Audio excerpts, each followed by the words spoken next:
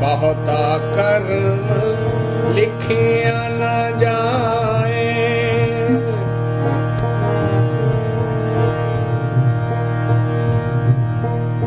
बहुता कर्म लिखिया न जाए, वड्डा दाता तिल न तमाए।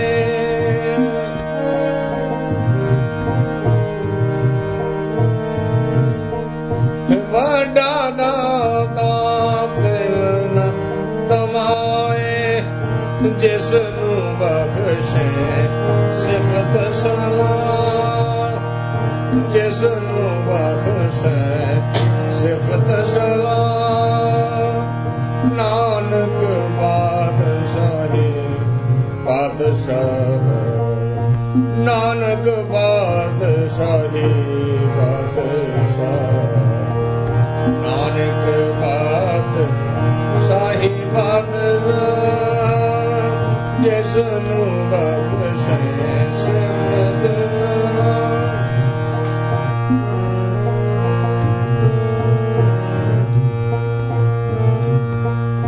केते मंगे जो दया पार,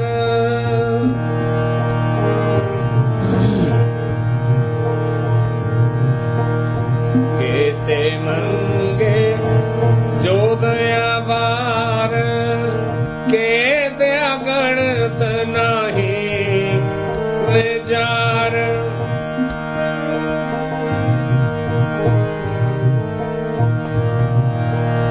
केते गणत नहीं विचार, केते मूर्ख खाहे खाए।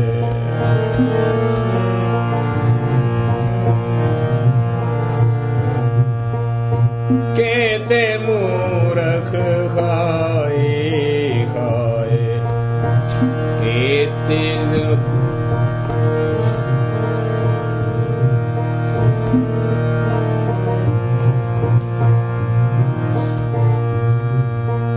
केते ले मुकर बाए, केते ले मुकर बाए, केते मूर्ख खाए खाए, केते मूर्ख खाए खाए, जिसनू बख्शे सिफत सलाह, जिसनू बख्शे सिफत सलाह।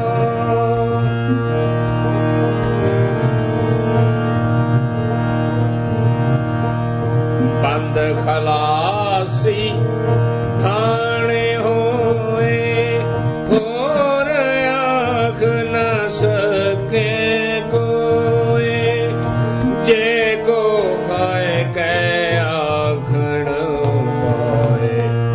ओ जाने जेतिया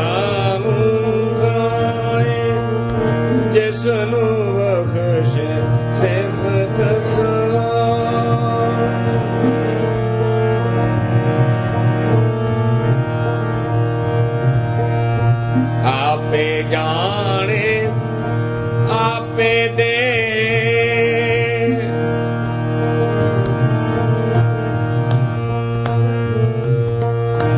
आपे जाने आपे दे आगे से भेके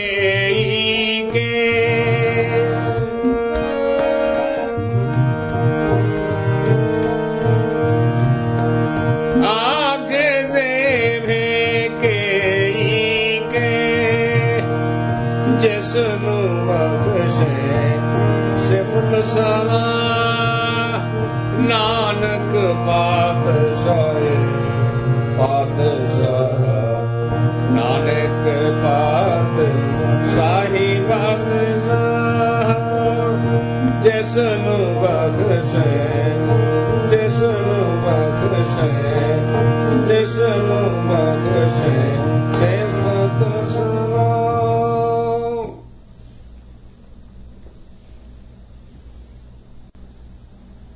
In our last sitting,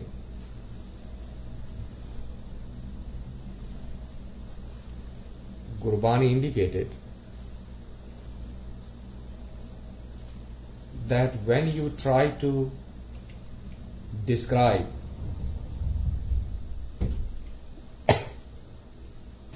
what he is and what his creation is, you run into an impossible task. For a human mind, for a human body, for a human system, it becomes impossible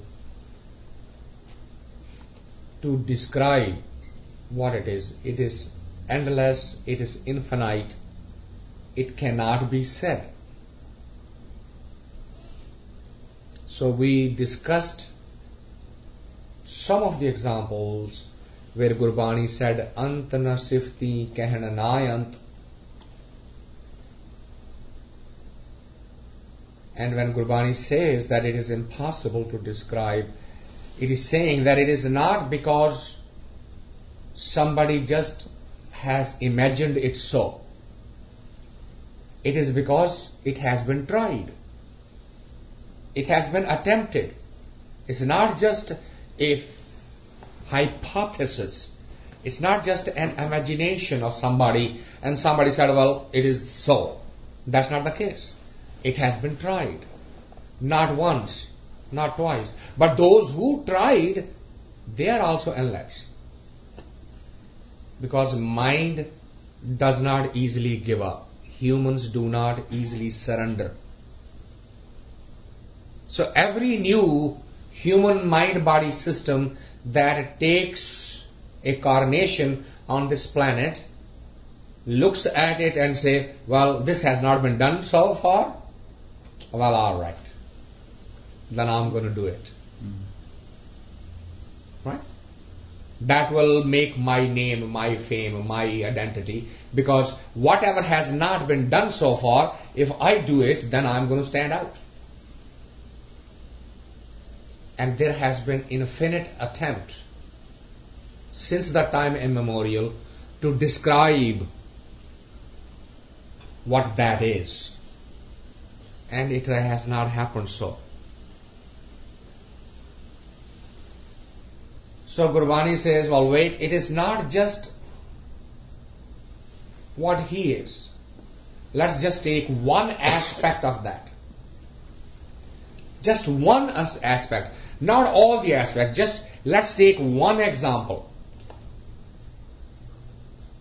and look at it. And what is the example Gurbani takes? That is the next stanza that we will start today. It says, Bahota karam likhya na jaye. Now, karam is highlighted here. Karam does not mean action. Karam means his grace, his bakshish.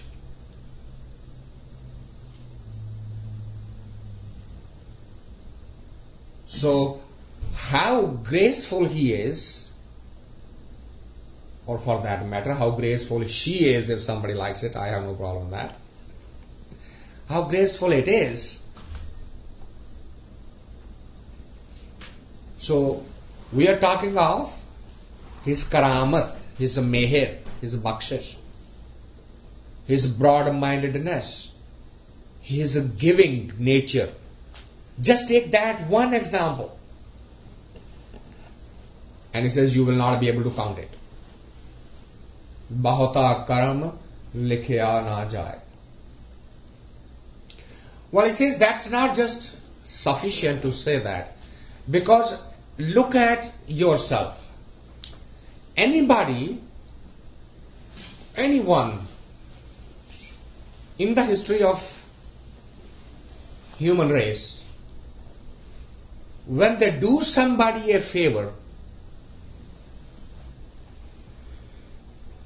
they have at least some expectation to get something back.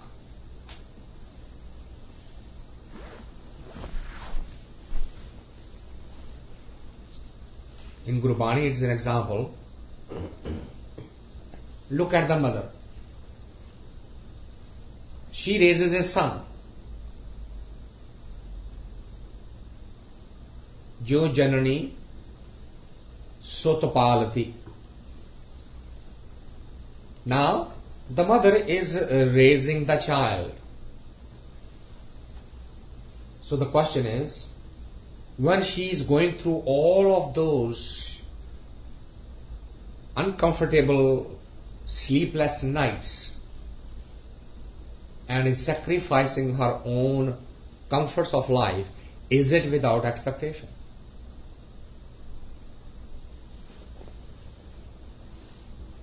ज्यों जननी गर्भपालती कर सुत की आशा. He says, forget about that. Let's go even before that. As the woman gets pregnant,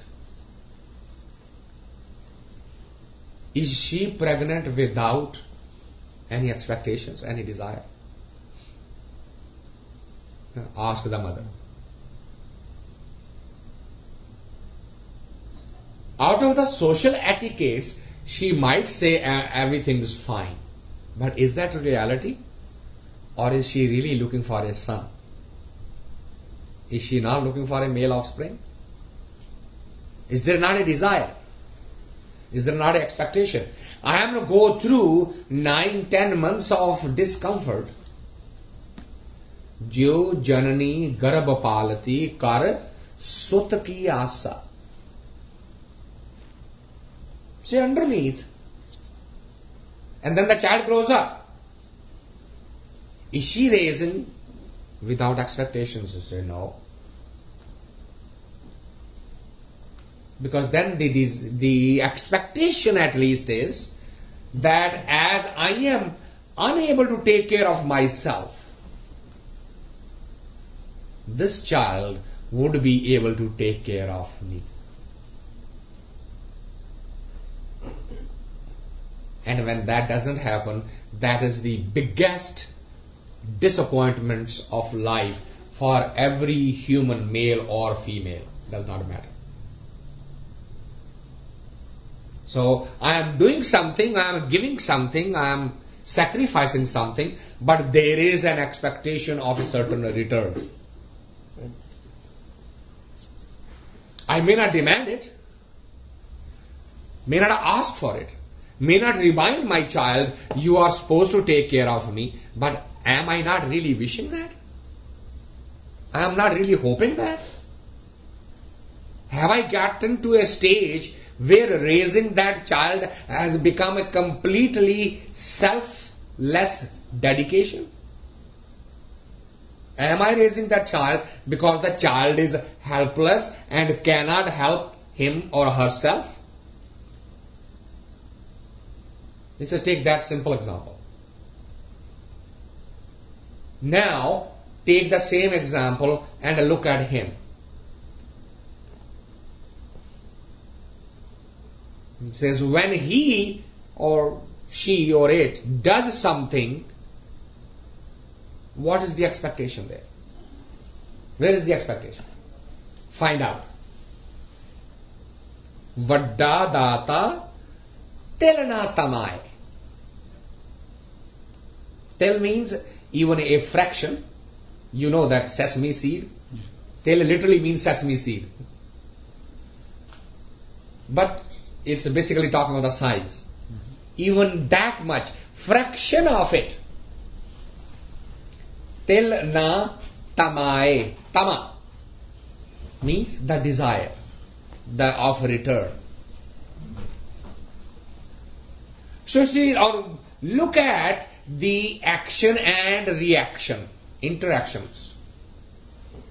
See it for yourself.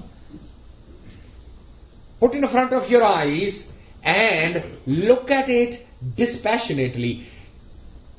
Whenever you are doing any action in your life, any karma, any favor, is there a return hidden, desire of a return hidden behind it or not? Think about it. Meditate upon this. Gurbani says, Yatan bahut sukh ke kiye, dukh ko kiyo na koe. Every incarnation on this planet, male or female or animal or planet, doesn't matter. When they act with the desire of a return of some happiness, something pleasant in return. Is it not so? Yes. Maybe intangible, but something. Regardless of the type, isn't every action hiding a desire behind it? On the surface, I might sound altruistic. Let me take a selfless example. I come here every alternate week.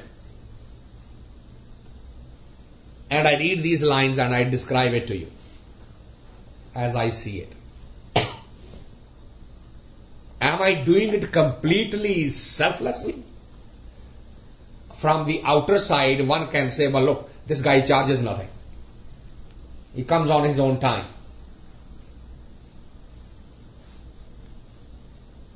So, must be selfless. So the question is it? You will find that behind it, there is a hidden pleasure. I draw a certain amount of pleasure out of it, satisfaction out of it. Only then I keep repeating it. If this was to become a painful experience, a disappointing experience, do you think it will continue? It can't. Why? Because I haven't arrived yet. I haven't achieved that state to which Gurbani is talking about. Gurbani is saying, look at his karam. Bahota karam likhya na jaye, vadda data tel na tamaye. His karma mean not the action. Karma means the grace. Karamat, Mehir, Kirpa, Daya, Good Prasad. His grace, where is the desire for the return? You can't even document that. Much less trying to tell how great he is. He says, forget about that. Let's just take one example of his grace. And the beauty of that grace is, while he is giving without the expectations back, what is the humankind doing on the planet? What's going on? It says, Kete mange jod apar, केत्यां गणत नाही विचार. Even being aware of the fact that His grace is unlimited, unasked for, that He always gives, independent of what it is, we still continue asking for it.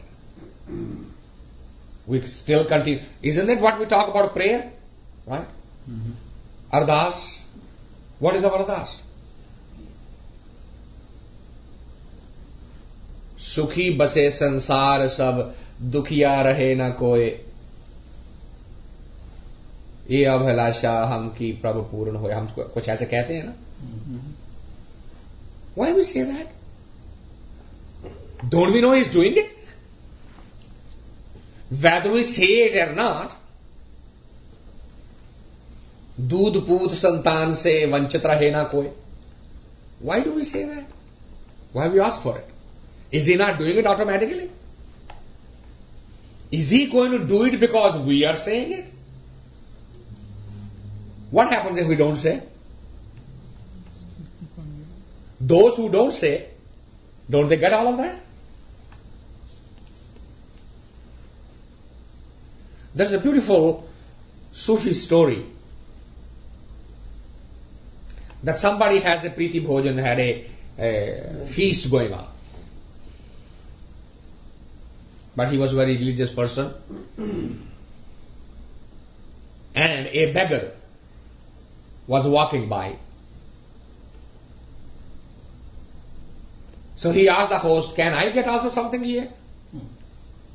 He said, of course, you can. So he sat down. They brought the plate, they put the food in it. Before he started eating, the host said, wait a minute. Don't you want to say grace? Thank you. He said, thank you for what? He said, providing you the food. No, I'm not going to do that. I'm hungry. I need to eat food. I have no time for this. You are a very thankless fellow. I'm not going to give you the food. He said, wait a minute. You are talking of not giving you the food. I refuse to eat. He said, why you refuse to eat? He said, not from a person like you. Now look at the. He's asking him to say grace, say thank you.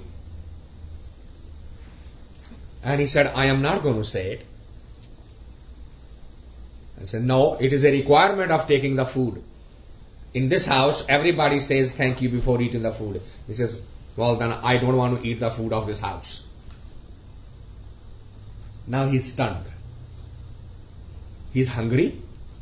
He's been given the food and he has refused it. He said, before going, can you tell me why not? He says, well, I have spent X number of years on this planet. Whatever that is. You can put that number if you want. 50, 60, 70, whatever you want to say. I've been here for so many years on this planet. He has never asked me to say thank you to him. And he has been giving me. Now you seem to think that you are greater than him.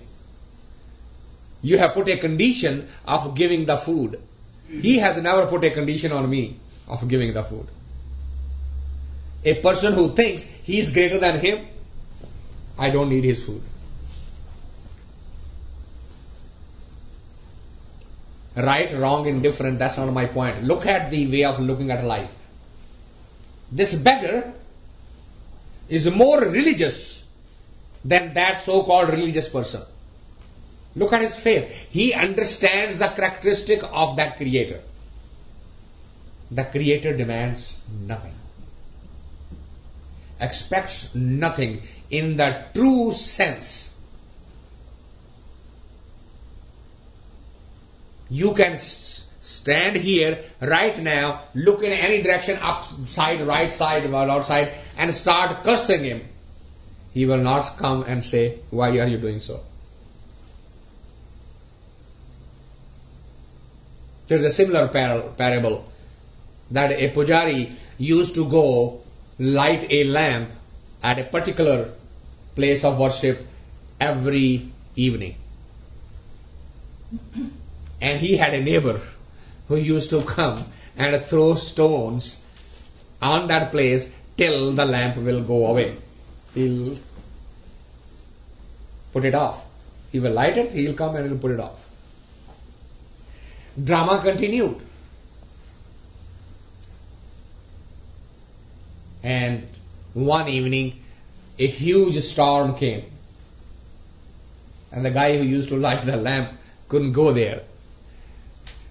But the guy who used to put it off, he went up and threw his number of stones anyway. And the story says that night that pujari could not sleep because he kept on seeing the dream, you have disappointed me today.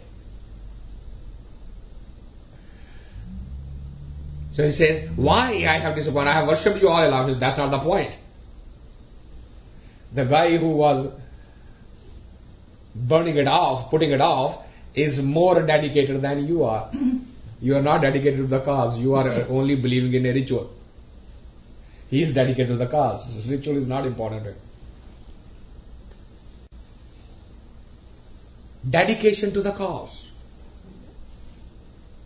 That is the nature of the Creator. What's the dedication? It is my creation, I am going to support it. That's it. Of whatever nature they are, I am going to support it.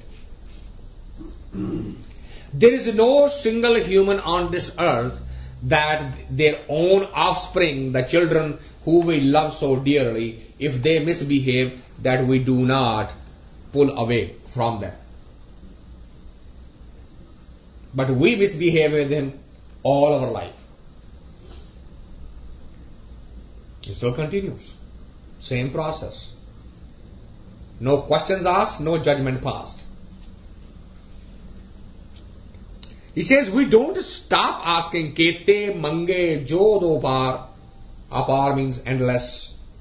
Kete hain ganat nahi vechar. There is no count of the people who are going through this process. Kete khapatutte vekar. Now this is a beautiful insight.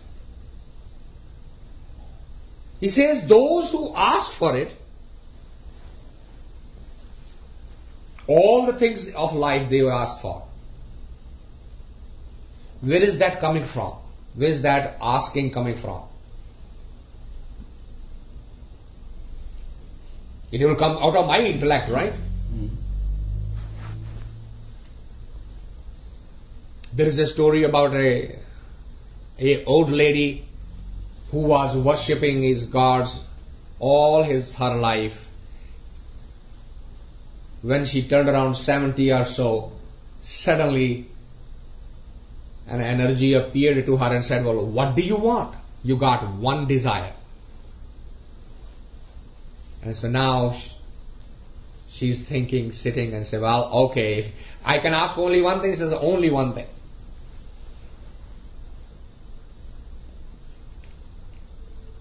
She says, I want to see the wife of my great-grandson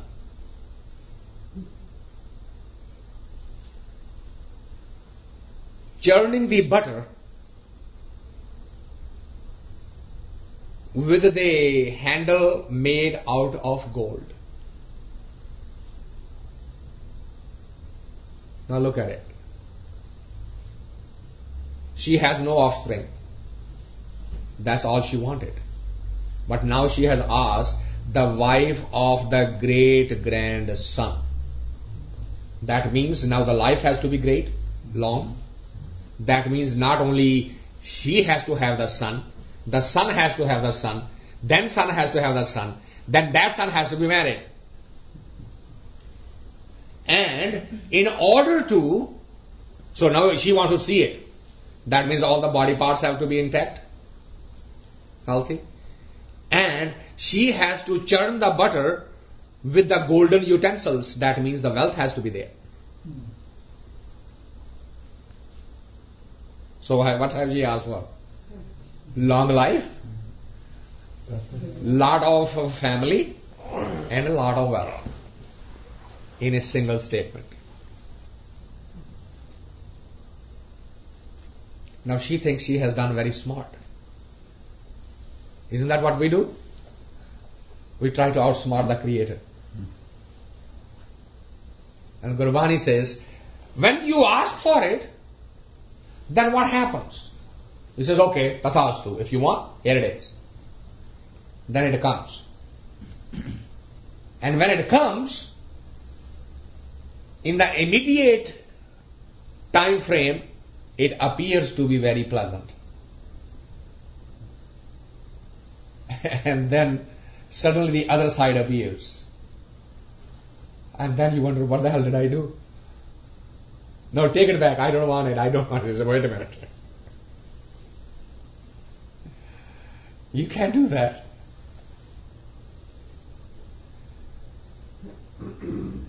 Somebody spent his life, all his life, without doing anything. Goes to the other dimension and the Dharmaraj says, there are very little thing good that is in your life. What do you want? He said, well, at least let me see what is the heaven and what is the hell. Say, okay. So he goes to see the heaven. And it looks very dull and boring and everybody is sitting, there is no activity, nothing going on. Very quiet. He said, well, nobody talks to anybody here. This is very annoying. There is no blissfulness here. Okay, so let me see the hell. And all kinds of celebration going on. So, but on the earth, it is said exactly the opposite. The heaven is supposed to be blissful, this is supposed to be punishment. Well, I don't know, this is for you to see. He said, okay, I have made my choice. I want to go there. He said, okay. So, as soon as he go inside, the door closes, and suddenly the picture changes. There are all kind of punishments going on, and cries and tears and suffering going on. And so, what happened? He said, well, the outer displays were only for the visitors. That's how you sell on the earth, don't you? You put a display. Everything is very nice. You need to buy it. Only the positive side of it is shown to you. Only then it is sold, isn't it? When we want to sell something, what do we display? When we go to do the engagement of our children, what do we do?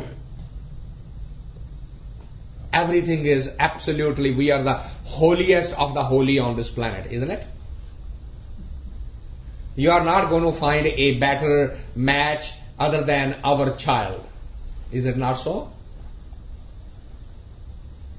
If somebody was asked to, I even today I know that when I was in management and we will pick up the phone and call for reference and say, that guy is absolutely great and nothing is wrong with him and everything is so.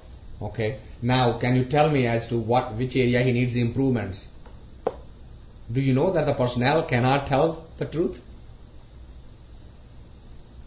The employee can sue if the real thing is told. So they will just round it about and say, oh, no, that's fine and everything is okay.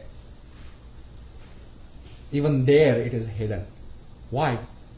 Because this is how it is sold. So Gurbani says, they get it. So what happens? Kete khapatu tevekar. They get it and they immerse themselves into the negative energy completely. Because as soon as you get it, the other side appears, now you can't get out of it. So be very careful when you ask for something.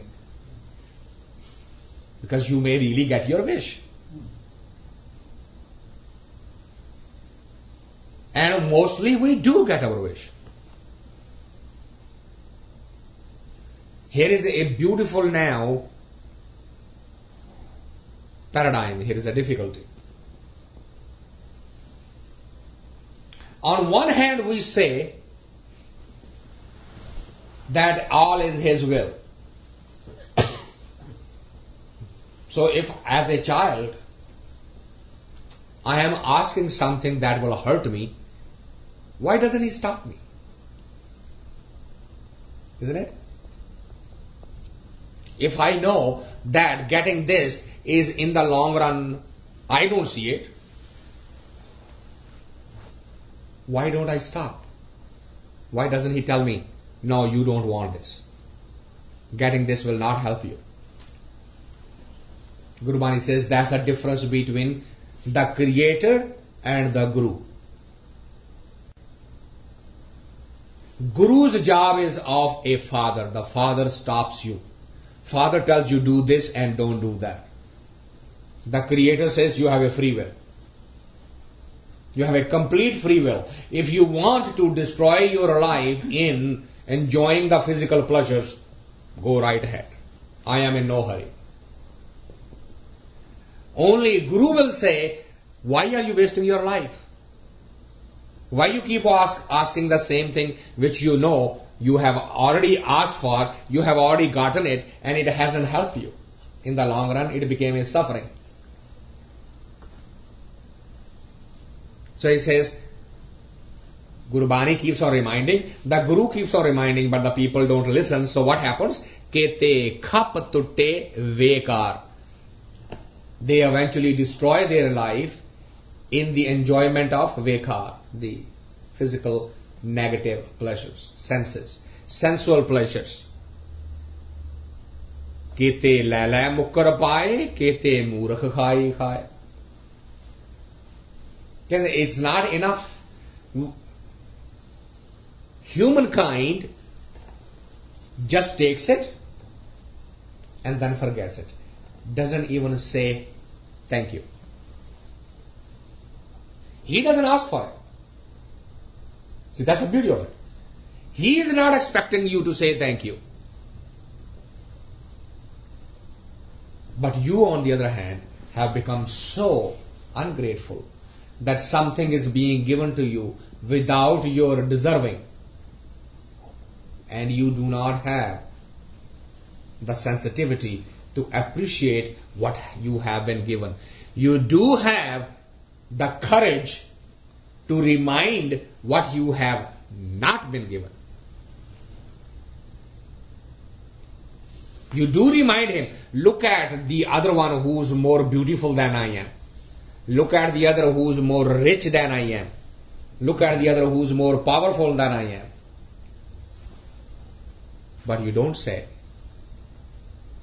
look at the other who's poorer than me, uglier than me, weaker than me. We never say that. We remind him the other way around. Never say thank you for what you have given me. My mind, my body, my systems, all of my organs, all of my things are intact.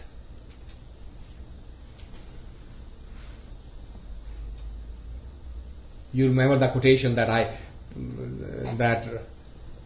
I was feeling so sorry for not having a shoe till I met a man who did not have the foot. And this drama continues. We don't become conscientious of that fact. He says, Kete lala mukkar pai. They completely deny it. Mukkar, refuse. It is not. How did it happen? Well, I did it. How did you get that? Well, I got in the market when it was the lowest thing, and I got out when it was the highest thing. That's how I got it. I made my wealth. I knew the timing was right to buy. I knew the timing was right to sell. I did it. Those who get into the cycle when it is at the top and get out when it is at the bottom, they are fools. They didn't know anything about how to play the market. I know how to play the market. I know when to buy the real estate. I know how to do this, on. Complete refusal, complete denial that was an excuse to get to you what you had wished for sometime. He just created that environment for you. But that credit is never given. Kete murukh khai khai. And then what happens? He says, the human mind-body system gets lost into the enjoyment of the physical senses, and then nature comes around. What does it do? It says, Keteya dukh pukh sadmar. Then it creates a certain amount of pain, certain amount of starvation. Dukh, suffering, pukh, starvation. So nature creates that. Why is nature creating that? So that you can get back and really ponder upon it, really think about, really question, objectively look at it. Are you really that damn smart? That's why it is happening? Whatever you got, was it out of your own doing? But man, human, still doesn't wake up. What the nature is doing? You see, nature is doing, ehbe daat teri daatar. This is the kind of grace of nature to bring the humankind back from running out and out and out and saying, I am doing it, I am achieving it, it is mine, my. To pull him back, to force him to think, to force him to look at it objectively, ponder upon it. Whatever is happening is good is because of me. Whatever is happening bad is because of somebody else. And the whole life is going on that way. Either it is my friend's fault, either it is my parents' fault, it is my husband's, wife's, children, it doesn't matter. Somebody else's fault. Whatever else is happening, whatever good is happening, I am smart. I am doing it. So what does nature do? It creates a little bit of tension. Ketiya dukh pukh sadmar. It tightens the screw slightly. Objective was to force you to come back and think. It was a kind of a grace. Ehbi daat. This is also your grace. It's also one of your blessings. But that didn't happen. Does not happen. So what happens? When the pain and suffering starts, it is somebody else's fault. So that I, the ego, the identity still remains intact. Either way, I am still the right one. I am still the better one. I am still the chosen one.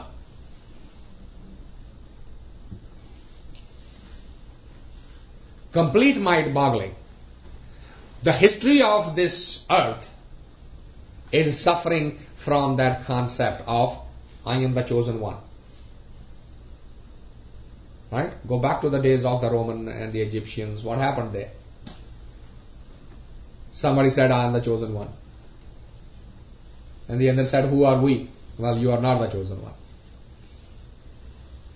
And what happened? The fights, the wars.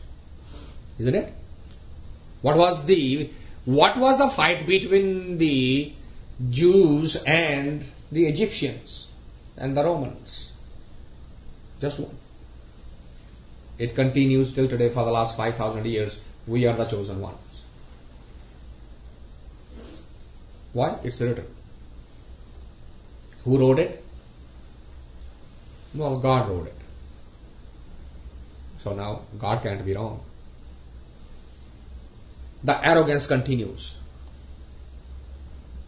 Millennium of sufferings of that nation hasn't changed their mind. And that's all Jesus wanted to tell the world. We are all the chosen one. One Creator, one Father, and one begotten Son. That's it. Who's the one begotten Son? This creation. One Creator, one creation. They say, well, He's calling Himself the one begotten Son. Kill it. It's mind-boggling how the intellect of the mind takes every word of the masters and it turns it upside down so that the ego can sustain itself. So Gurbani says, when this continues, kete laila mukkar paaye, kete murakh khaye, then the nature does, kete dukh pukh sadamar. The objective was, ehbe daat teri daatar. This is also a part of your grace. And those who understood that message, they immediately change their ways. And when they change their ways, they turn inward. And then what happens? They say, Band khalasi paane hoye.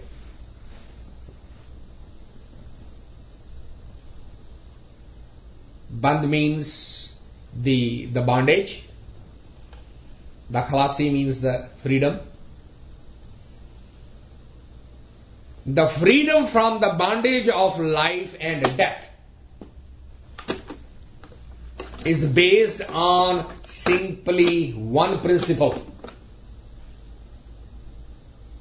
One principle of human life controls this. Remember that. And what is that principle? Band khalasi paane hoye. What does that mean? Thy will be done. Pana. Pana means His will.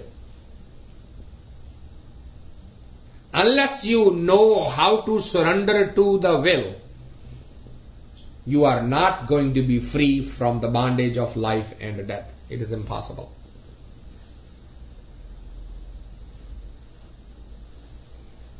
Gurbani is so emphatic about it. He says, I dare you, I challenge you, go through the history of mankind and go through all the systems that have so far come on this planet, without any exception. Go into any system which says that you can get rid of this bondage and find out if they have given you any other solution.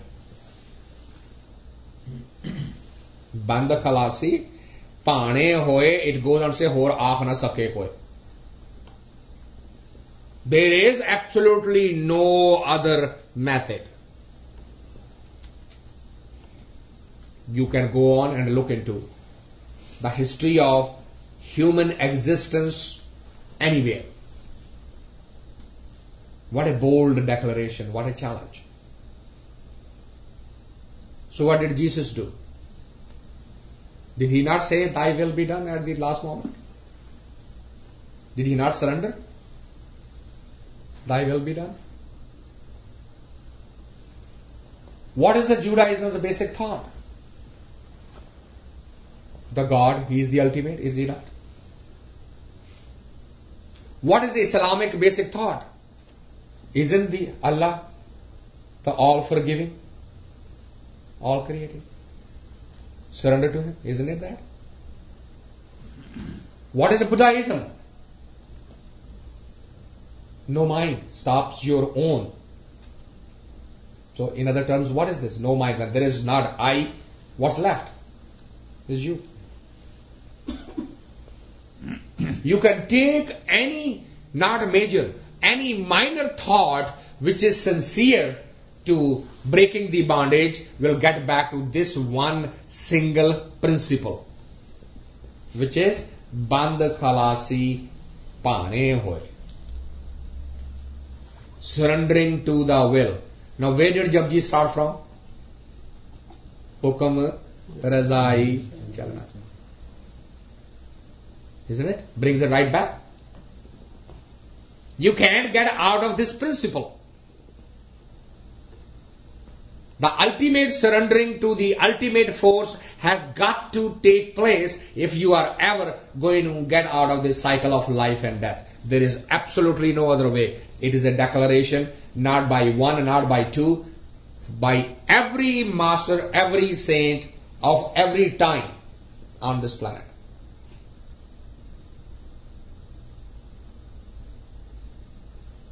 Band Khalasi Pane Hoye, Hor Aakh Na Sake Koy.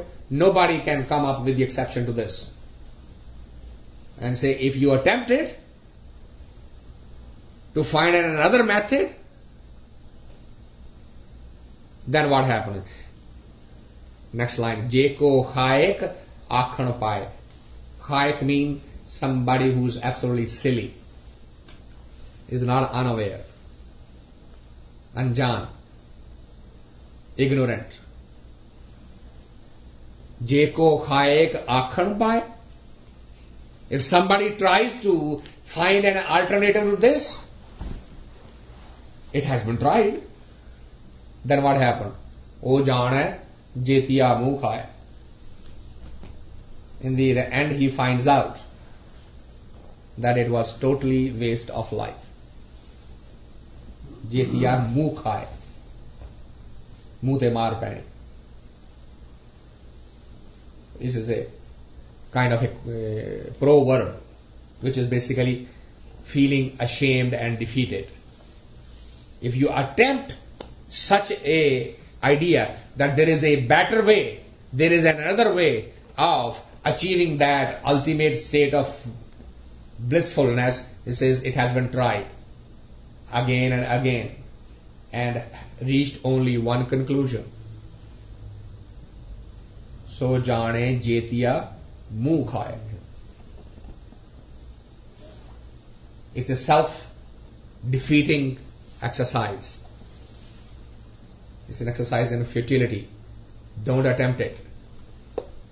You can try. You can study. You can ask other masters. You can ask other religions. You can ask other scholars. You can study other scriptures. Each and every one of you, that scripture will bring you back to a single thought. Surrender to His will. That is the only way. Your ego will come under control.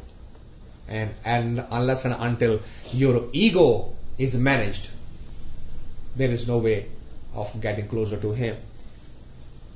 Jeko khaye akhan paye, oh jane jetiya muh khaye, ape jane ape de, aakhe se bheke ke.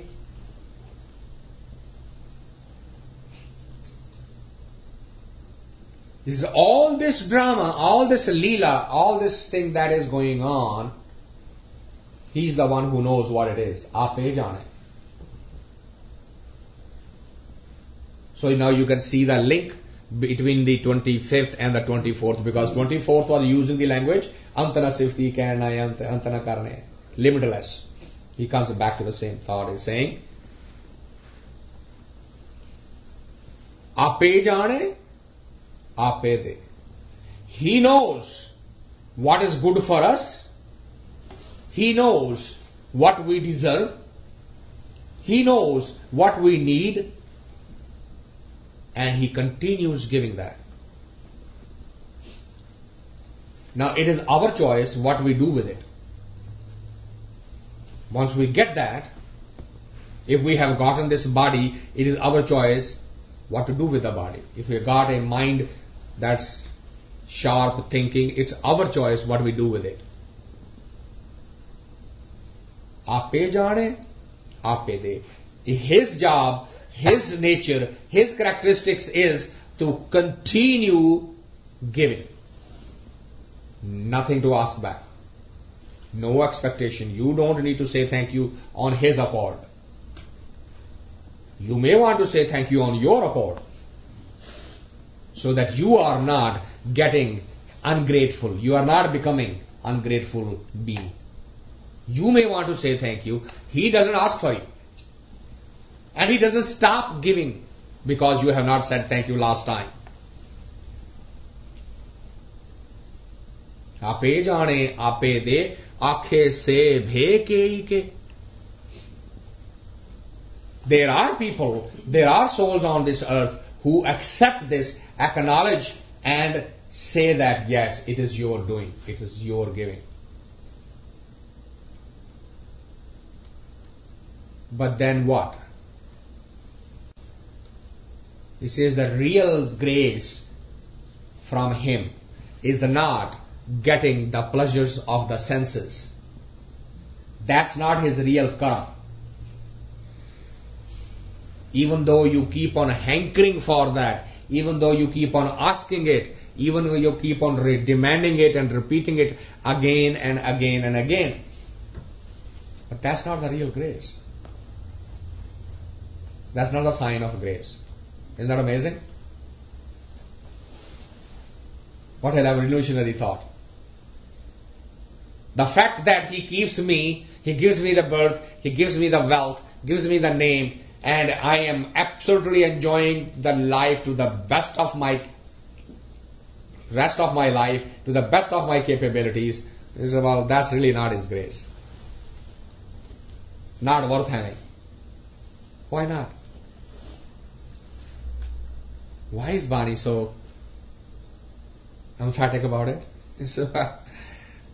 It says, the enjoyment of the senses will bring you back on the same cycle again and again and again.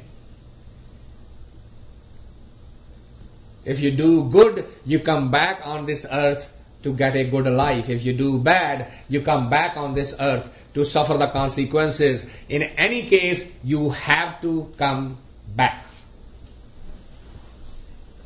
Hence, that's not the grace you want. So what's the grace you want? He says, Jisnu bakshes sift salaha. That's the grace you want. That's a real baksh. That's the real karma. What's the bakshish? Sift salaha.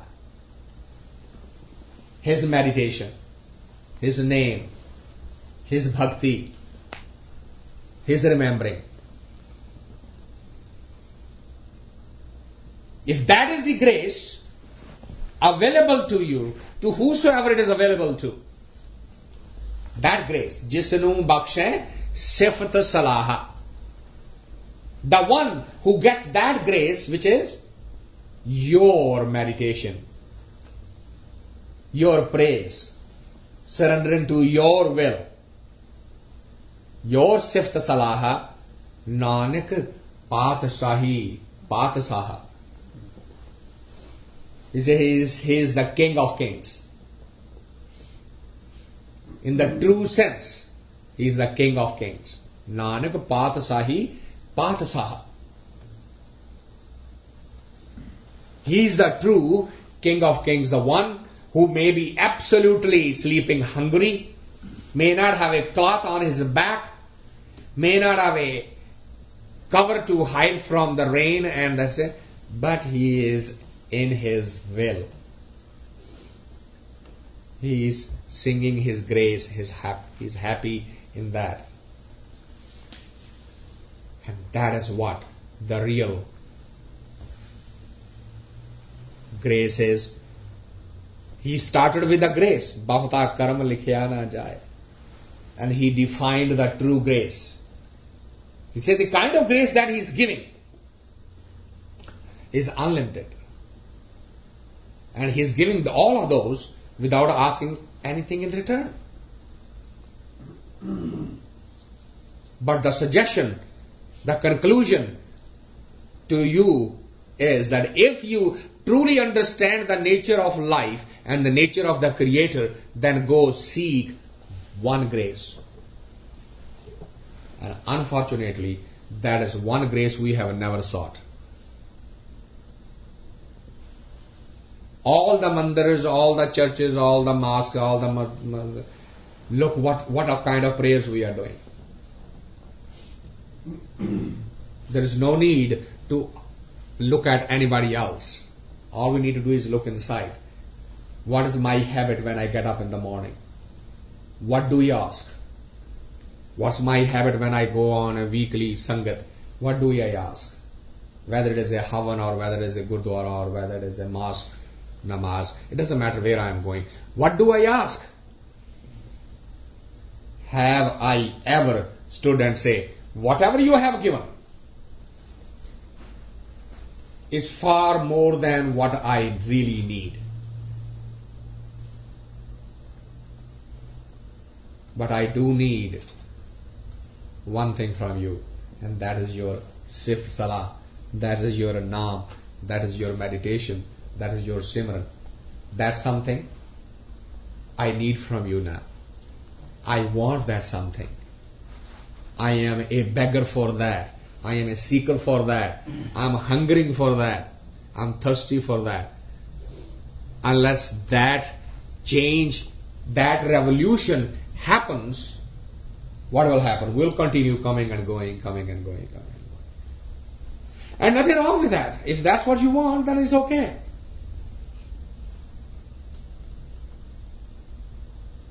I was just talking on the phone to a friend of mine who was saying, well, if I get some satisfaction, some peace of doing a ritual, what's wrong with that? There's nothing wrong with that. But is that all? If I got up and I followed my ritual and okay, so I am okay now. What is the satisfaction? Well, I done my ritual. But have you changed? Has you evolved? Is the soul gone any into the next higher level or not? So, well, what's the need for that? I say, okay. If there is no need for that, then it's okay.